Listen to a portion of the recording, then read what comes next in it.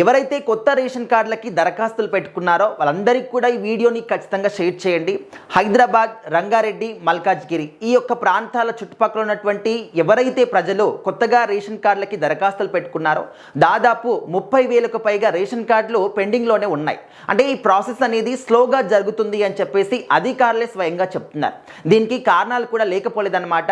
So ఈ మధ్య కాలంలో చాలామంది కూడా కొత్తగా రేషన్ కార్డులకి అప్లై చేసుకుంటూ ఉన్నారు, దరఖాస్తులు పెట్టుకుంటూ ఉన్నారు. బట్ వాళ్ళకి మాత్రం తొందరగా ఆమోదం మాత్రం రావట్లేదు. ఎందుకు అంటే ఈ ప్రాసెస్ అనేది కూడా చాలా స్లోగా జరుగుతుంది.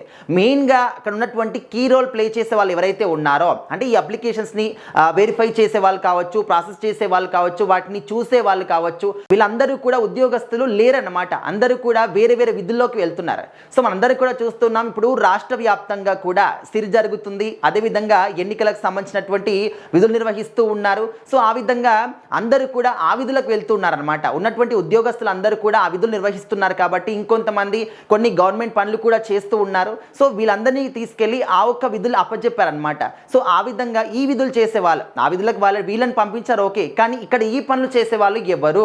సో వాళ్ళు ఎవరు కూడా లేరు, ఖాళీగా ఉన్నాయి. ఉన్నటువంటి 2-3 పని సరిగ్గా చేయలేకపోతున్నారు. ఇన్ని వేల కొద్ది అప్లికేషన్స్ వెరిఫికేషన్ చేయాలంటే మామూలు విషయం కాదు. ఒకరిద్దరు చేయలేరు. ఖచ్చితంగా ఫుల్ ఫ్లెడ్జ్గా స్టాఫ్ అందరూ కూడా ఉండాలి. దానికి తోడు సర్వర్ బిజీ రావడం కావచ్చు, అదేవిధంగా గవర్నమెంట్ సైడ్ నుంచి కూడా ఎక్కువగా అన్ని ఆమోదం రాకపోవడం కావచ్చు. అండ్ కొన్ని అన్నీ కూడా అందులో మనము అప్లికేషన్ పెట్టినప్పుడు అందులో అన్ని ఇక్కడ ఇన్ఫర్మేషన్ అంతా కూడా సరిగ్గా ఉండదు. కొన్నిట్లలో కొంత ఇన్ఫర్మేషన్ అనేది సరిగ్గా రాయలేరు వాళ్ళు. అదేవిధంగా సైన్స్ సరిగ్గా ఉండదు, కొన్ని మ్యాచ్ అవ్వవు. ఆ విధంగా కూడా రీజన్స్ వల్ల కొన్ని రిజెక్ట్ అయ్యేవి కూడా ఉంటాయి అన్నమాట.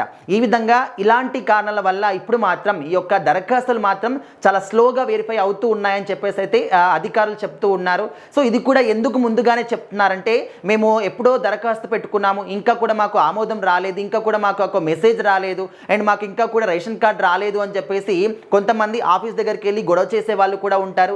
అదేవిధంగా కంప్లైంట్ రైజ్ చేసే వాళ్ళు కూడా ఉంటారు. సో ఇలా కొంతమంది ఈ విధంగా చేసే వాళ్ళు ఉంటారు, కొంతమంది వెయిట్ చేసే వాళ్ళు ఉంటారు. ఆ విధంగా ప్రజలన్నీ వాళ్ళు రకరకాలుగా ఉంటారు. కాబట్టి ముందుగానే గవర్నమెంట్ సైడ్ నుంచి వాళ్ళైతే ఇన్ఫర్మేషన్ ఇస్తున్నారు, మాకు ఈ విధంగా స్టాఫ్ అనే వాళ్ళు లేరు, ఉన్నటువంటి స్టాఫ్ని వేరే విధులకి పంపించారు, అదేవిధంగా సర్వర్ బిజీలు వస్తున్నాయి, సర్వర్ సరిగ్గా పనిచేయట్లేదు, అదేవిధంగా గవర్నమెంట్ కూడా అన్నిటికీ సజావుగా ఆమోదం తెలపట్లేదు అని చెప్పేసి ఇలాంటి కారణాలు అయితే చెప్తూ ఉన్నారనమాట.